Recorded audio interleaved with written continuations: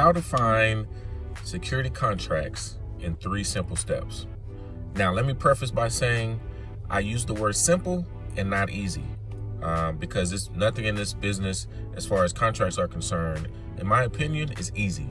But here's the 3 steps that I would recommend that you do pretty much on a daily basis if you want to become the guy who's able to find contracts or contracts find them. Now, the first step is locating new businesses that are entering your area, and you want to go to these businesses and offer free risk or threat assessments. Whatever verbiage you want to use, you want to be able to offer these businesses free risk or threat assessments. Now, it's going to do a couple of things. This is going to position you as the subject matter expert, and then it's also going to be able to allow you to build relationships with new business owners that are entering your area, into your zip code, your city, wherever your company is. Now, when you're approaching these businesses, you want to think about the entire security spectrum. And I've said this before in a couple of my videos. You don't want to just think in terms of guard services. You want to think in terms of the full security spectrum. So what does that look like? You're approaching a new business and you notice that the fencing sucks in this area, or they need better lighting in their parking lot, or maybe it's a high crime area and you would recommend them putting bars on the doors or bars on the window. Whatever the case may be, you know your area. You want to approach them with that in mind, and you want to deliver that in your pitch per se, as far as your risk or your threat assessment, so that they'll know that you're not just out to just offer guard services only, but that you're there for the entire, well-being of their business. Now, the second thing I would recommend that you do in this process is follow the crimes in your area. Now, this is the perfect opportunity because the businesses are vulnerable. They've just went through, a crime. They just went through an event that no business owner wants to experience. So definitely keep that in mind, and you want to use some tactic in approaching the business after they've had some issues or some crimes that have happened. So I don't want you to be like a first responder. I'm not saying that. I'm not saying be a news reporter.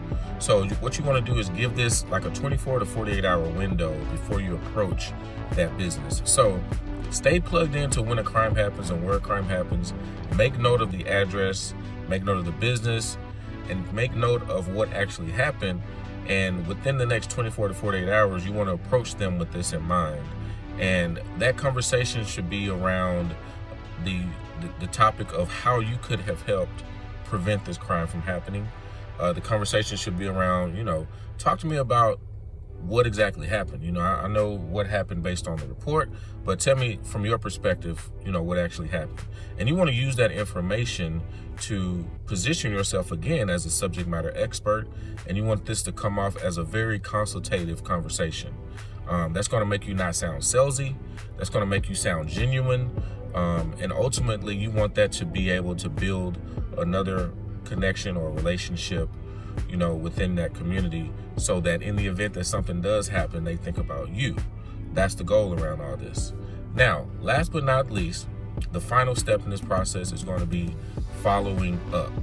This is where people drop the ball because they don't get the sale right away, or they forget about who they connected with. Listen, make note of the people that you've connected with, and twice a month you need to follow up with these people, because you want to be the first person they think of again in the event that something does happen. So the new business owner, you're following up twice a month, and the business that had the unfortunate crime happen, you're following up twice a month.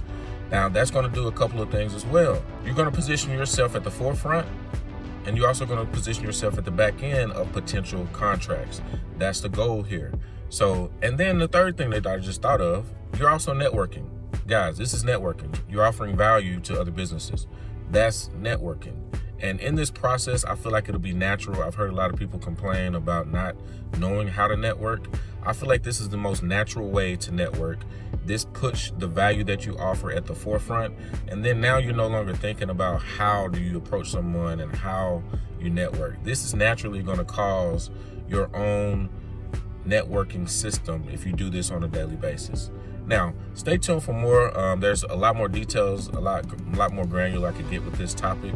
But hey, let me know in the comments what you think about this. Let me know in the comments if you've tried any of this, and give us some feedback within the community on how that worked out for you. protecting profit.